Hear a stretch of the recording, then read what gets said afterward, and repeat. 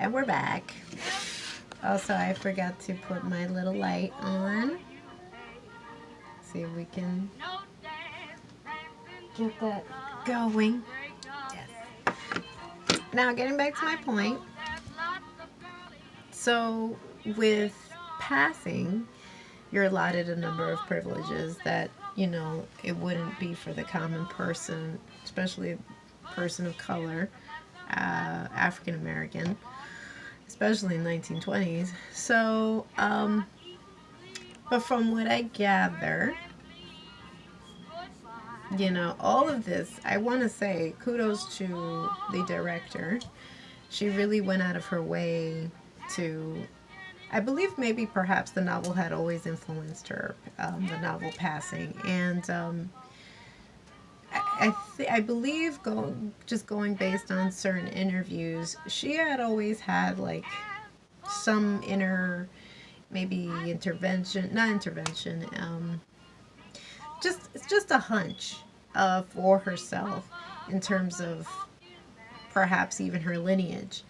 And though her own mother is very fair skinned, something about her always indicated a woman of color. And she herself is very light and fair passing and Caucasian passing. I believe the director is both American and English. But I guess maybe perhaps, and again, this novel has been renowned in literary circles, and I believe, and is a part of American literature. But somehow it always resonated with her. And then in this, perhaps uh, devotion that she had to the film, or dedication to the film, to the book, to the story, she wanted to turn this into a film adaptation. She learns of her own family history. And it's something because it was something that was always kind of kept under wraps. Nobody ever wanted to discuss it for just the simple fact of survival. A lot of people also, and this has happened throughout most of American history, where a lot of stuff goes, unheard or untold for the simple fact of survival in this country. And so that's why, critical race theory is such a thing, because this is more information about the contributions of people of color for the United States, and it always wants to be stifled and kept under wraps, as if, like these things aren't things that should be known. For one, I wasn't familiar with this novel, so, again, through art, you learn so much.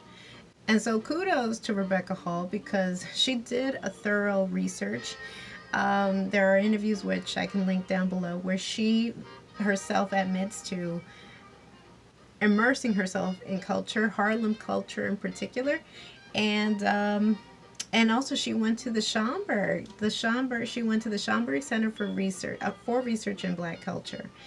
It is located in Harlem. One of New York Public Library's renowned research libraries, and world leading.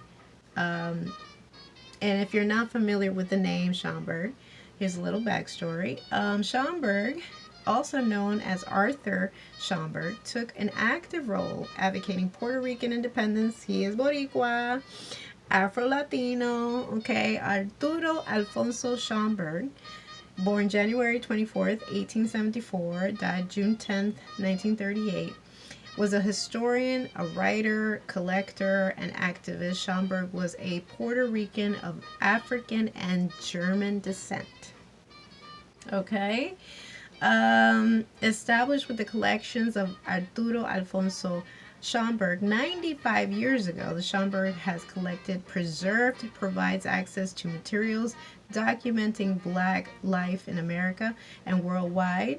It also promoted the study and interpretation of the history and culture of people of African descent.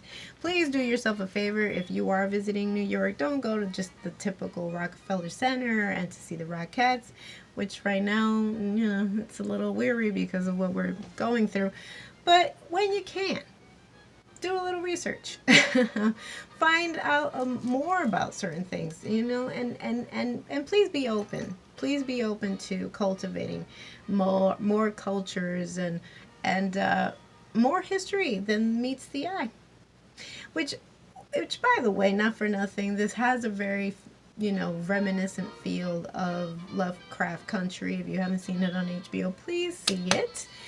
Not only stylistically, but also historically.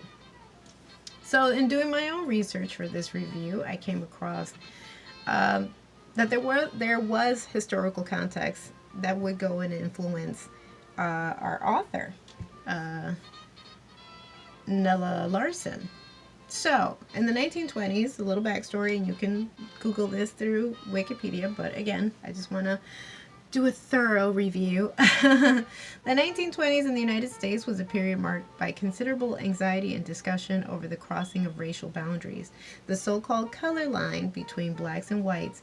The anxiety was exacerbated by the Great Migration, in which hundreds of thousands of blacks left the rural South for northern and midwestern cities, where together with new waves of immigration that changed the social makeup. And that's why New York, and I love New York for what it is, but we are a melting pot of a variety of cultures.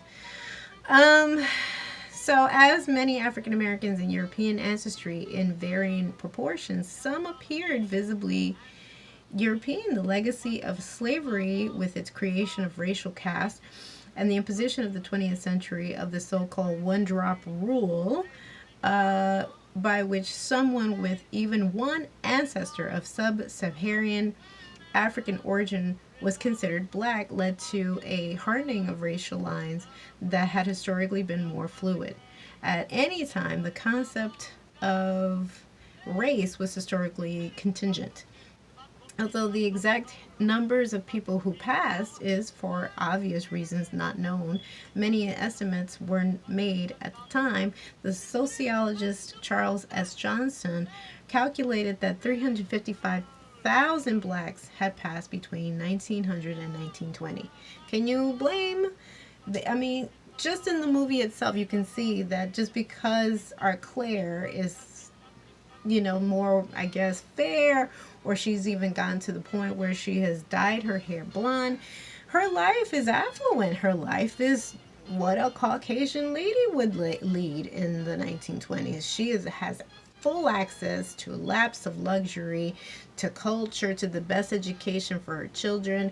She has status, she has money, things that were not readily available for her counterpart.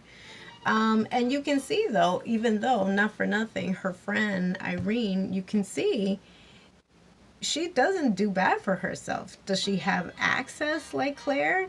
No. But you can see that she does. She is also of affluent influence, but not necessarily, it doesn't equate to Claire's reality. And that's what I did love and genuinely loved about this director, is that she purposely put these images in front of the screen, that you see that, yes, there were people of color and they were of money and they were educated. Irene's husband is a doctor. We're talking about, I don't want to mention the name because we don't want to go there. But the 1980s, right? We had that sitcom, and we had a lawyer, and we had a doctor as parents, right? Okay, not giving it away, not saying the name, but people of color, and that they could be educated. And there's beautiful scenes. I believe they're in the middle of a gala and a fundraiser, and you see this banquet, and everyone is just decked out in beautiful dresses, and you can see that there's just money and wealth and money, and definitely the cultures, the music, live music, which, not for nothing, I will kind of say that there's this ambiguous thing that we don't necessarily know between the two protagonists, our two leading ladies. Because at first I just thought that, there's a rekindling of friendship. They hadn't seen each other since they were children, so they're kind of reconnecting. But then at the same time, and at first I think it was just because I thought I was under the impression that perhaps Irene was envious of Claire's, incredible transition from however she looked as a child to an adult, and perhaps wanting to lead that same path or life. But then there are these instances and glances that you can't help but think of, like, is there some kind of like subtlety of flirting here? Because there were these instances. And kudos to the director, because I believe in the novel there are instances, but you can't necessarily. I mean, it was written in the 20s, so there was no way that they were just going to have a full-fledged, love affair, or even a hint of it in literature. I'm sure her book wouldn't have been published. But there were certain subtleties, perhaps, and you have to read between the lines literally here. And then there are instances in the film. It's not full fledged, it's not fully confirmed, but there are moments where, yeah, Claire's, in her and her flirty, 'cause she's in a mix of feeling happy and joyful to be around other black people like herself, and as she's flirting up a storm, a number of people are taking out a dance and whatnot, and there are these glances between both ladies that again, it's never confirmed, but it's like, was there ever anything between them? Could Irene have had some kind of infatuation with Claire? But then it does, I think, this is just like, I feel like, unfortunately, she's caught between a rock and a hard place, because it's like she realizes that she may have something, like a sense of feelings for her that go beyond friendship. But then there are instances where she's jealous when she's getting along so well with her husband. I think it makes her even question, like, perhaps, like he was into me, he's into her, and he's maybe more into her because she's more cultured, she's had more access to certain things, and she's very fair, very white passing. So a lot of conflicting issues are centered around our protagonist, and then again, even the fact that our leading lady, who passes for a white lady, has put herself in this position. But in anybody else, if you question yourself, if you are living in that decade, wouldn't you have done the same, just to live a better life, to have access to things? And though she does, she lives in fear. It's almost like she's kind of put herself in some kind of like a personal prison, because and we see her husband, who's played here as our John, here is played by Alexander Skarsgård, and if you remember him from True Blood, he's gorgeous.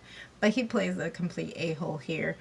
And again, kudos to him. I mean, his range and ability, that whole family is super talented. His brother played the clown in it. But nonetheless, he's just completely oblivious of the fact that he married a woman of color. So even the first opening sequence, you can see that he is not about trying to mix himself up with a woman of color, and says he basically despises people of color.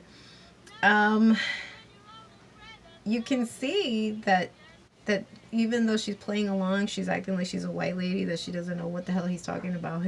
Irene knows, and she's kind of looking at her like, are you crazy? You're putting yourself literally in harm's way. And not for nothing, but the author would go on, and she was influenced by a real life case. So our two characters that literally are like one's passing for something, and he's, I guess, passing for another thing, but they were influenced on a real life couple of the time. A significant precedent for Larson's depiction of Claire and Jack's relationship was the 1925 legal trial known as the Rylander case, or Rylander versus Rylander. On the urging of his family, Leonard Kip Rylander, a wealthy white man, sued his wife, Alice Beatrice Jones, for annulment and fraud. He alleged that she had failed to inform him of her colored blood. Also, it came at a devastating social cost for both parties. intimate exchanges between the couple were read aloud in court, and Alice was forced to partially disrobe in front of the jury in the judge's chambers in order for them to assess the darkness of her skin. Larson refers to the case near the end of the novel when Irene wonders about the consequences of Jack discovering Claire's racial status. So she was influenced by that case, which just tells you, I mean, for them to have made her disrobe to prove what exactly just tells you perhaps why people did what they had to. And it's a, I believe, what is it called, generational trauma that passes from generation to generation, and then it just stifles truth. It makes people, it creates complexes, and that's why stories like these are very important to showcase, because it's a part of history. It's something that genuinely did happen, but again, why is it always stigmatized? Why is it always covered up? Why is it always not allowed to see light and truth? So I love that aspect of the film. I think it was incredibly well paced. It has a great soundtrack. Visuals are stunning. And then, of course, you know, our ending, which again, I mean, this came out about a month ago, so don't blame me for any spoilers. But the fact that our